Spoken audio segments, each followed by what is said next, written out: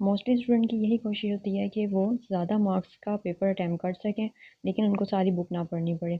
इसके अंदर मैं आपको फर्स्ट ईयर की स्कीम बताऊंगी, स्कीम की डिटेल बताऊंगी, वो चैप्टर बताऊंगी जिसमें आपको मैं 80 मार्क्स का पेपर पहले अटैम्प्ट करने का बताऊंगी।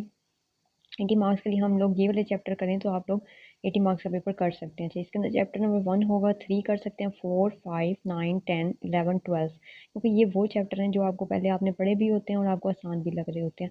बाकी जो चैप्टर हैं, अगर आपने इससे ज़्यादा का पेपर अटैम्प्ट करना होगा तो बाकी चैप्टर जो रह गए उसमें से आपको अटैम्प्ट करना पड़ेगा। उसके बाद मैं आपको अब डिटेल में बताती हूँ कि कौन सी एक्सरसाइज में से कितने क्वेश्चन कर लें और क्या क्या स्किप कर सकते हैं हम लोग। सबसे पहले आप चैप्टर नंबर जो 1 है उसको पूरा पूरा करेंगे। उसको पूरा ही करना पड़ेगा क्योंकि उसमें से शॉर्ट और लॉन्ग के लिए आप इंपॉर्टेंट होता है वो, उसमें से कोई चीज़ ऐसी स्किप करने वाली नहीं है। अगर आपको ज़्यादा मुश्किल जिन क्वेश्चन में हो रहा है उसके अंदर सिर्फ वो प्रीवियस पेपर्स में जो क्वेश्चन है वो सिर्फ कर लीजिएगा। उसके बाद चैप्टर नंबर 3 आता है। चैप्टर नंबर 3.5 की फर्स्ट 2 क्वेश्चन तक करने होते हैं। 3.5 में जो होते हैं क्वेश्चन नंबर 1 और 2 वहाँ तक करें, बाकी को रहने दें, स्किप कर लें। उसके बाद 3.1 से लेकर 3.5 सारा ही इंपॉर्टेंट है। बस 3.5 में से आपने 2 क्वेश्चन तक करने हैं और बाकी सारे स्किप करने हैं। लेकिन इस चैप्टर की जो भी हर्मेशन वाली, सिमेट्रिक वाली जितनी भी डेफिनेशन है वो सारी इंपॉर्टेंट है। डेफिनेशन में से भी पेपर आ जाता है। उसके बाद चैप्टर नंबर 4 पे आ जाते हैं। चैप्टर नंबर 4 में क्या करना है आपने, 4.1 से लेकर 4.7 तक करना है। 4.7 की एग्जाम्पल भी इंपॉर्टेंट है, ये सारा चैप्टर ही इंपॉर्टेंट होता है। उसके बाद 4.8 और 4.9 जो होता है वो उसमें आप प्रीवियस पेपर में से दोनों एक्सरसाइज कर सकते हैं और 4.10 को रहने दीजिए। उसके बाद हम चैप्टर नंबर 9 पे आते हैं। चैप्टर नंबर 9.1 में से 1 to 7 तक तो आप लाजमी करें। उसके बाद 8 के बाद वाले जितने भी क्वेश्चन हैं वो सारे आप प्रीवियस पेपर से कर सकते हैं। 9.2 जो होता है 1 से लेकर 3 क्वेश्चन तक ऑब्जेक्टिव क्वेश्चन होते हैं, सारे ऑब्जेक्टिव के लिए आ सकते हैं, यानी कि शॉर्ट में भी आ जाते हैं और MCQs में ज़्यादा आते हैं। उसके बाद 4+5 ये जो होते हैं 4 और 5 जो है इसका वो शॉर्ट प्लस लॉन्ग के लिए आता है, वो शॉर्ट और लॉन्ग दोनों के लिए इंपॉर्टेंट होता है। उसके बाद 9.3 की बात होती है। पहला जो क्वेश्चन है इसका वो बहुत ज़्यादा इंपॉर्टेंट है, शॉर्ट में भी आ जाता है, लॉन्ग में भी आ जाता है, वो तो आपने बिल्कुल भी स्किप नहीं करना। उसके बाद क्वेश्चन नंबर 2+3+4 जो है वो इंपॉर्टेंट है, वो भी लॉन्ग और शॉर्ट दोनों में आ सकता है।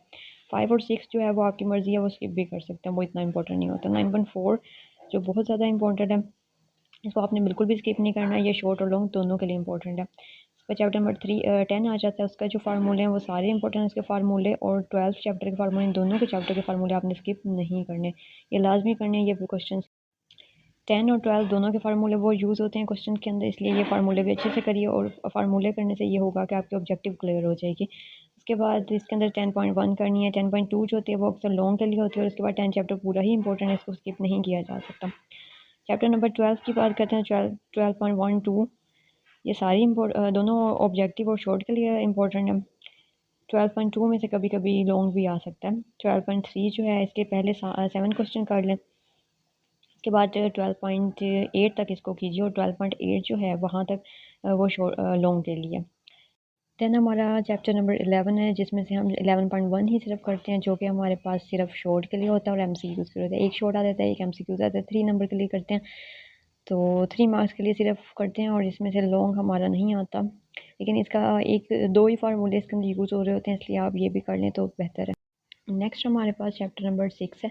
यहाँ तक आप 12 तक कर सकते हैं 80 मार्क्स के लिए, अगर आपने थोड़ा ज़्यादा करना है, क्योंकि चैप्टर नंबर 6 जो है वो उसमें 17 मार्क्स का पेपर आता है और 17 मार्क्स का पेपर वो बाकी और किसी चैप्टर में से नहीं आता, सबसे ज़्यादा इसी चैप्टर में से आता है। सो हम लोग क्या करते हैं कि 6.1 से लेकर 6.7 तक कर लें आप लोग। इससे ये होगा कि आपका जो, और अगर आपको ये ज़्यादा मुश्किल लगता है, क्योंकि ये बच्चों को ये मुश्किल चैप्टर लग रहा होता है, तो आप इसके प्रीवियस सिर्फ कर लें। इसके अंदर 6.5 को स्किप करना है, 7 तक जो करना है उसमें से 5 को स्किप कर दें।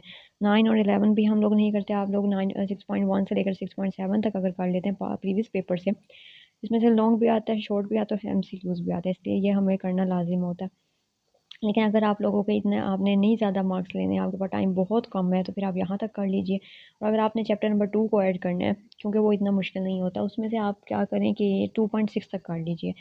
2.6 तक सारा। इसके अलावा अगर आप कोई और चैप्टर करना चाहते हैं, आप 100/100 का पेपर करके जाना चाहते हैं तैयार, फिर आप ऐसा काम करें कि इसमें से और कोई चैप्टर इंक्लूड कर सकते हैं। 8 चैप्टर कर सकते हैं, 7 चैप्टर कर सकते हैं। 8 और 7 चैप्टर भी आपको मुकम्मल ही करना पड़ेगा, उसमें से भी कोई छोड़ने वाली चॉइस नहीं है, या फिर आप वो प्रीवियस से करके जा सकते हैं। इसके अंदर आपका चैप्टर नंबर 5 जो था वो भी आपको फुल ही करना पड़ेगा, क्योंकि वो पार्शियल फ्रैक्शन वाली बातें हैं और वो सारी अगर आप एक एक्सरसाइज अच्छे से समझते हैं तो दूसरी भी आपको समझ आने लग जाती हैं। इसको भी स्किप नहीं कीजिएगा, इसमें से भी 10 मार्क्स का पेपर आता है। के अलावा अगर आप 13 और 14 को देखना चाहें तो 14 की सिर्फ एक एक्सरसाइज करनी होती है हम लोगों ने, उसमें से इतने मार्क्स का पेपर नहीं आता। अगर आप 14 की एक एक्सरसाइज थोड़ी टफ होती है, अगर आप उसको छोड़ना चाहें तो भी ठीक है। और चैप्टर नंबर 13 को अगर आप इंक्लूड करना चाहें तो उसमें से शॉर्ट और लॉन्ग दोनों आते हैं, दोनों एक्सरसाइज उसकी इंपॉर्टेंट होती हैं।